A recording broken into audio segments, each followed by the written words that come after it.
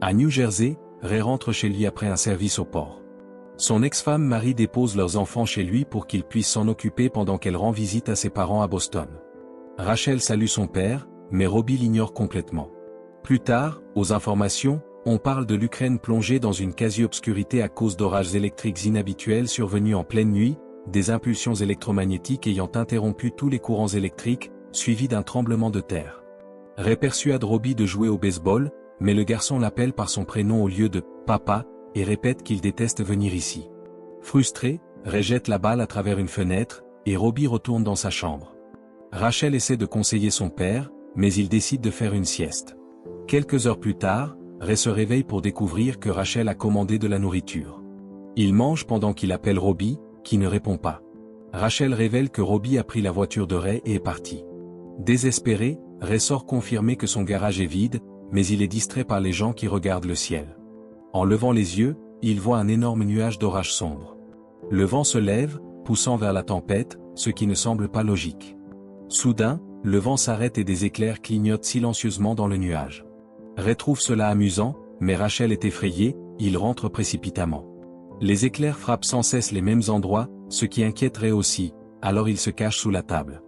Après quelques minutes, les éclairs cessent, Ray vérifie la maison, l'électricité est coupée partout, même les appareils sans électricité comme le téléphone fixe et sa montre ne fonctionnent plus. Dehors, toutes les voitures sont aussi hors service. Robbie, perdu, reçoit l'ordre d'aller chez lui avec sa sœur pendant que Ray enquête. Près d'un garage, son ami mécanicien lui dit que les démarreurs des voitures sont grillés, bien qu'elle n'ait pas été près des éclairs. Ray rejoint ensuite une foule près de l'église pour voir un trou causé par les éclairs dans la rue. En prenant un morceau de débris, il est surpris par sa froideur. Un grondement souterrain se fait entendre, des fissures apparaissent, détruisant bâtiments et voitures. L'église est déchirée quand la rue s'ouvre. Un point bouge en cercle puis s'enfonce, créant un cratère où tombent des voitures. Les gens fuient en panique quand un trou recrache une voiture. Puis d'énormes pattes trépieds émergent et écrasent la voiture derrière laquelle Ray se cache, mais il esquive à temps. Une machine géante, un robot extraterrestre, surgit et tire sur la foule, tuant des gens. Même les voitures sont touchées. Ray tente de se cacher dans un magasin, mais les rayons mortels pénètrent partout, même à l'intérieur. Après de nombreuses courses, Ray réussit à s'échapper, les bâtiments s'effondrent derrière lui. Caché, il regarde le trépied s'éloigner. Sous le choc, il ne sait pas quoi dire à ses enfants. Après s'être lavé, il se reprend et annonce qu'ils doivent partir, ordonnant aux enfants de faire leur bagage. Avant de partir, il prend son arme. Dans la rue, beaucoup fuient la ville. Ray met ses enfants dans une voiture réparée par le mécanicien, qui refuse de partir avec eux. En discutant, le trépied tire un rayon et provoque un incendie. Ray s'enfuit avec sa famille tandis que le mécanicien est tué. Sur la route, Ray ordonne aux enfants de rester cachés. Les bâtiments explosent, détruisant la ville. Sur l'autoroute, peu de place pour passer à cause des voitures arrêtées et des foules qui fuient à pied. Rachel hurle, Robbie tente de la calmer. Ray raconte tout et pense que la tempête électrique a réveillé les machines. Ils atteignent le quartier de Mary, non attaqué, et décident de rester chez elle. Robbie essaie d'appeler ses grands-parents, mais la ligne est morte. Les provisions de Ray sont maigres, il ne peut préparer que des sandwichs au beurre de cacahuètes, mais Rachel est allergique. Aucun enfant ne veut manger, Ray jette le pain par la fenêtre, frustré. La nuit, ils dorment au sous-sol pour leur sécurité. En pleine nuit, la famille est réveillée par des branches qui bougent, des éclairs et des grognements à la fenêtre. Un cri aigu retentit, la maison tremble, les lumières s'intensifient. Le bruit devient strident, Robbie entraîne sa famille dans une pièce sous-sol juste avant que des débris enflammés ne traversent la fenêtre. Ray referme la porte avant que le feu ne les atteigne, les laissant dans le noir. Le lendemain, Ray découvre le sous-sol en ruine. En montant, il constate que la plupart du quartier a été détruit par un crash d'avion. Une équipe de journalistes cherche de la nourriture, alors Ray demande des informations. Il s'avère que ces machines extraterrestres sont apparues partout dans le monde et sont pilotées par les aliens arrivés avec les orages électriques. Elles disposent de boucliers impénétrables, rendant la lutte militaire perdue d'avance. Soudain, un bruit se fait entendre, et l'équipe de journalistes s'enfuit. Ray rassemble sa famille, et Robbie prend un moment pour regarder, choqué, sa maison détruite avant de rejoindre les autres dans la voiture. En route vers la campagne, Ray explique qu'ils vont à Boston pour retrouver Mary. Robbie ne cesse de dire qu'il veut revenir combattre les aliens, ce qui provoque une dispute avec son père. Lorsque Rachel demande à aller aux toilettes, Ray arrête la voiture et elle s'approche d'une rivière où elle est horrifiée de voir des centaines de corps flottants. Ray remarque aussi et la ramène rapidement. En voyant un convoi militaire passer, Robbie supplie d'être pris avec eux, cherchant désespérément vengeance. Ray s'oppose, mais Rachel convainc son frère de remonter en voiture. Pendant le trajet, Robbie ne cesse de pleurer, alors Ray le laisse conduire sans permis. Le soir, ils atteignent une zone où de nombreux réfugiés tentent de fuir. Effrayé, Robbie rend le volant à son père. La foule entoure bientôt la voiture, frappant dessus pour être pris avec eux. Un homme saute sur le capot, Ray accélère pour le faire tomber, ce qui provoque la colère des autres qui jettent des objets et obstruent sa vue. Ray manque d'écraser quelqu'un et doit éviter au dernier moment, percutant un poteau. La foule secoue la voiture, brise les vitres sans souci du sang versé. Ray et Robbie sont extraits, et Ray doit se battre contre plusieurs hommes pour protéger sa fille. Ils sont trop nombreux, même avec l'aide de Robbie, alors Ray ordonne à Rachel de sortir. Mais des gens commencent à grimper par les fenêtres brisées, la coinçant. Ray tire en l'air, ce qui fait reculer la foule. En sauvant Robbie, un homme braque un pistolet sur Ray et lui ordonne de faire sortir Rachel avant de partir avec la voiture. La famille entre dans un dîner et observe des gens se disputer la voiture, des coups de feu retentissant. Les enfants sont stupéfaits de voir leur père craquer.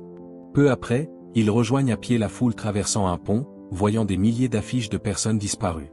Ceux ayant entendu les infos confirment que cela se passe partout, l'Europe étant la plus touchée. Ils atteignent une ville encore alimentée en électricité où passe un train. Au port de Hudson, des volontaires demandent des dons de sang. Ray retrouve un vieil ami, mais est distrait par des oiseaux qui s'envolent. Des tripodes apparaissent sur les collines, provoquant la panique.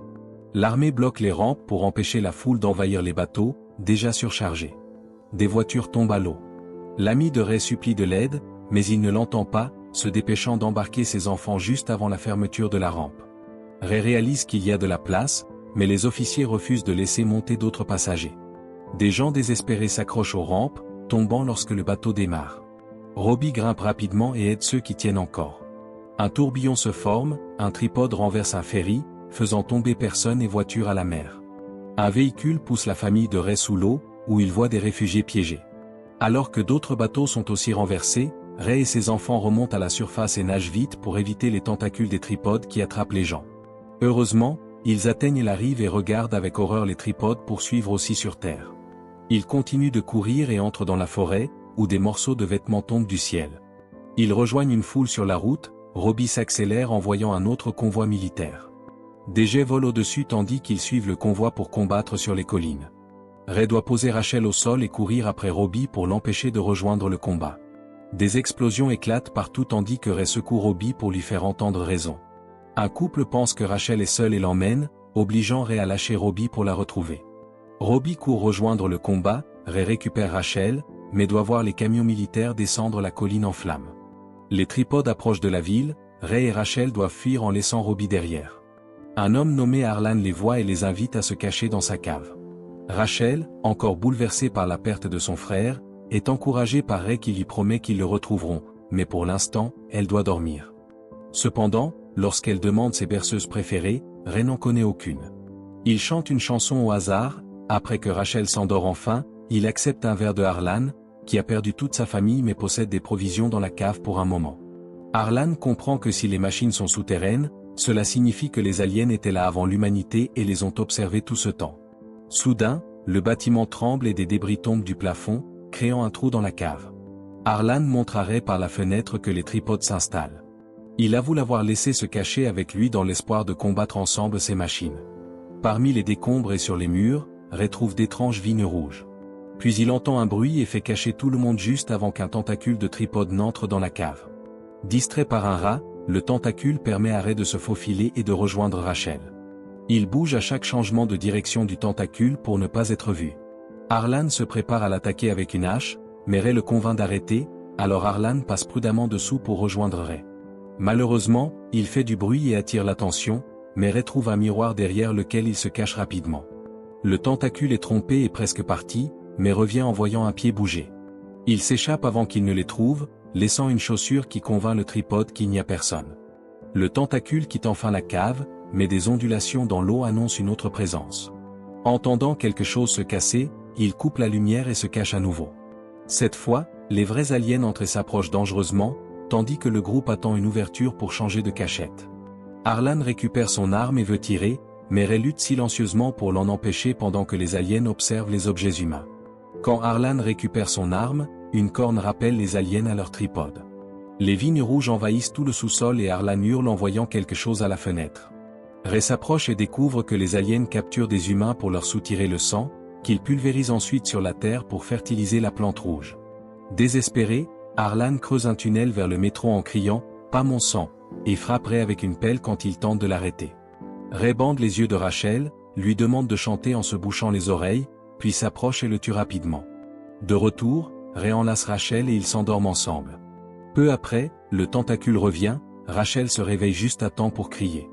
Ray le frappe avec la hache pendant que Rachel monte à l'étage, puis le frappe jusqu'à ce qu'il se brise. Le tentacule s'en va, mais Rachel continue de crier, Ray court la chercher. En ouvrant la porte, il est horrifié de voir des vignes et du sang partout dans la cour. Cherchant sa fille, il arrive en haut de la colline et remarque que le sang couvre toute la zone. Un tripode atterrit derrière lui, il doit fuir. Il se cache dans un camion, mais le tripode le soulève et détruit le véhicule. Avant de pouvoir tuer Ray, il est distrait par les cris de Rachel. Il la saisit et s'éloigne, détruisant des bâtiments sur son passage. Ray le poursuit, trouve un camion militaire et lance des grenades sur le robot.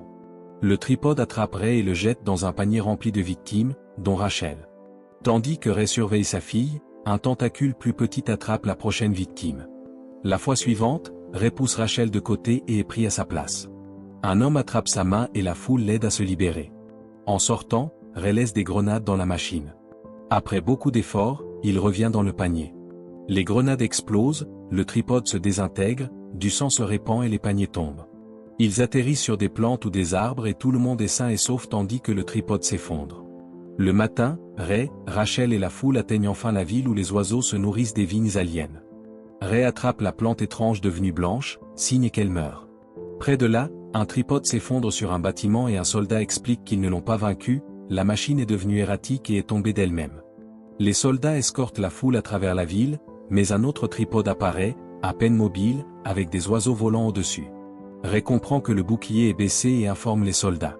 Ils se mettent en position et ouvrent le feu, abattant le tripode qui s'écrase sur un bâtiment. Une trappe s'ouvre, l'alien pilote tente de sortir mais meurt instantanément. Ensuite, Ray conduit Rachel chez ses beaux-parents où il retrouve Marie et Robbie avec joie. Plus tard, les scientifiques découvrent que ce sont des bactéries locales qui ont tué les aliens.